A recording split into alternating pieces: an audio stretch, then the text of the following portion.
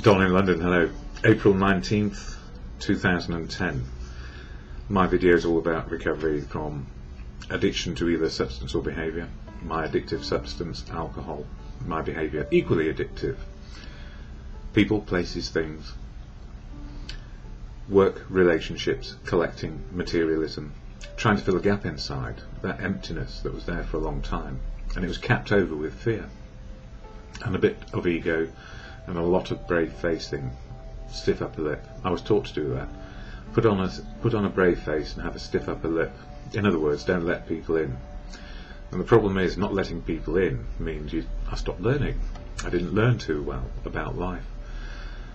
Well, I did. I learned my thinking abilities very well, how to think about life rather than maybe live life, because living life was fearful, so there was always a boundary in me, not letting people in too close, because if they got too close they could hurt me. And I guess in my childhood there was a lot of hurt about, not realising what it was, because as a kid you only know what you know, and the same applies when we grow up as well.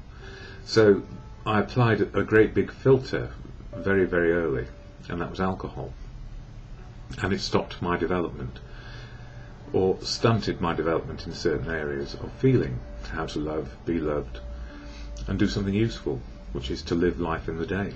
So this is what I do. I'm learning how to be loved, how to love, and do something useful. And it's a question of balance. It's all about balance on a daily basis. And the difficulty is, if we've always learned to do life one way, we are stuck, or we can be at extremes of behaviour. And that's probably what alcohol did. When I wasn't drinking, I was quite fearful, and when I was drinking, I was fearless. To extremes. So my experience of emotion was at extremes of highs and lows. So no real balance in there at all. But these days I just learn how to be included in life, make the choices that are possible, and have friends and connections, and it's pretty darn wonderful, because I don't know from the start of the day to the end of the day how it's all going to turn out. And if I don't expect it to be a certain way, that's life. If I don't expect it to be a certain way, I am open to what might happen, rather than closed down to it either being the way I think it ought to be, or should be, because it's the way it should be. It's more about being the way it is, and how do I fit in, and how do I include myself in what is going on, and be a part of life, just simply family, community, however it turns out. That's the way it is. So recovery has been a real eye-opener. It doesn't mean all the years of drinking, and there were 35 years of drinking, were a nightmare. They weren't. Other than I really understood who I was. I was always trying to be whatever I thought I ought to be. So my thinking was elaborate about a simple thing called life. And people talk about the simple life. Well, life is difficult, but it can be quite simple if we're open to it.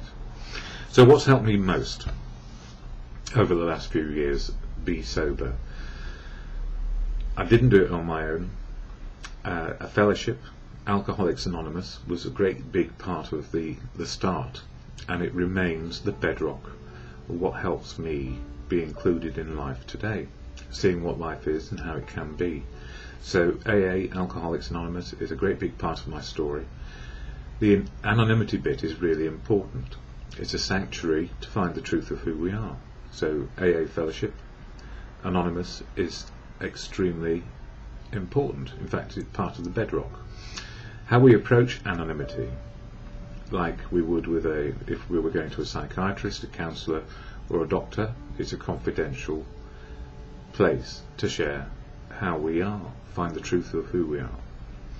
So anonymity, sanctuary, and it also provides this wonderful thing called truth, and truth provides our spiritual connection to living. It's not a religious connection as such. Spiritual really is seeing reality as it is, the real life situations. That's spiritual, in the moment, right now. So it's not about it being joyful or sad.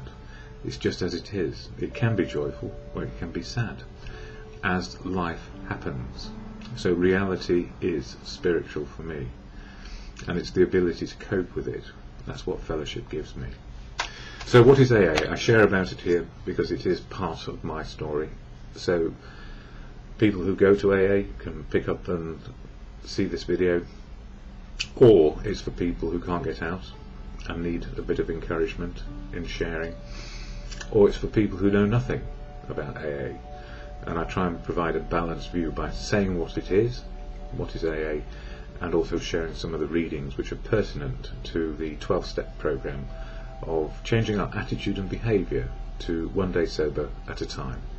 So the AA preamble reads like this, and it's said at the beginning of every meeting I go to. Alcoholics Anonymous is a fellowship of men and women who share their experience, strength and hope with each other, that they may solve their common problem and help others to recover from alcoholism.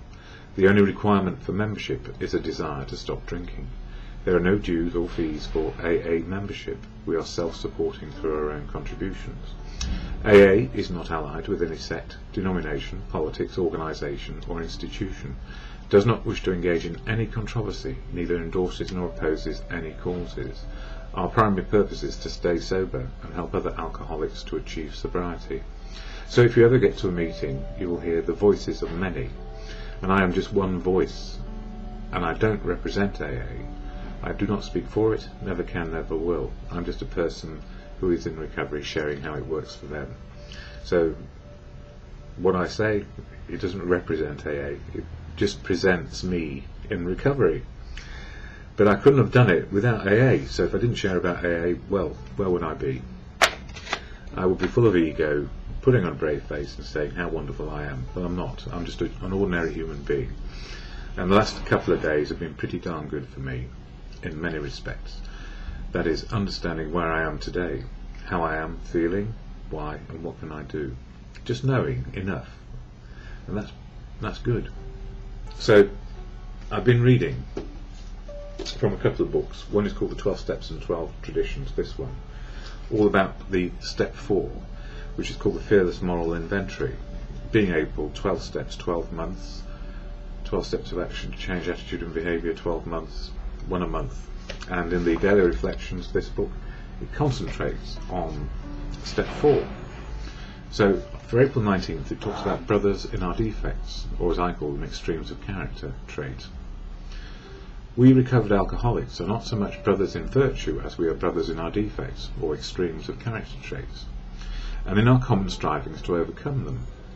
The identification that one alcoholic has with another is mysterious, spiritual, almost incomprehensible. Well, for me it's not, it's actually facing reality. But it is there. I feel it. Today I feel that I can help people and they can help me, and that's because we're telling the truth to each other, maybe anonymously in meetings, or confidentiality like we would get at a doctor, a counsellor or a psychiatrist. It is a new and exciting feeling for me to care for someone, to care for what they are feeling, hoping for, praying for, to know their sadness, joy, horror, sorrow, grief, to want to share those feelings so that someone can have relief. I never knew how to do this or how to try. I never even cared. The fellowship of AA and God, all good conscience, as you choose to believe, are teaching me how to care about others. And you know, that is so important, caring for others. And it can be a revelation, and it can be quite mysterious. How is it that we could have spent our lives being frightened of our feelings, and then suddenly find that it's okay to feel fear, or joy, or sadness, or love, and be vulnerable, because through vulnerability there is the strength of knowing the truth. That's what fellowship does for me. More on the 4th step another day. So at the end of these videos I will share the Serenity Prayer to God or good conscience as you come to understand what is working for you and your personal belief system. God, grant me the serenity to accept the things I cannot change, courage to change the things I can, and the wisdom to know the difference for me is just for today.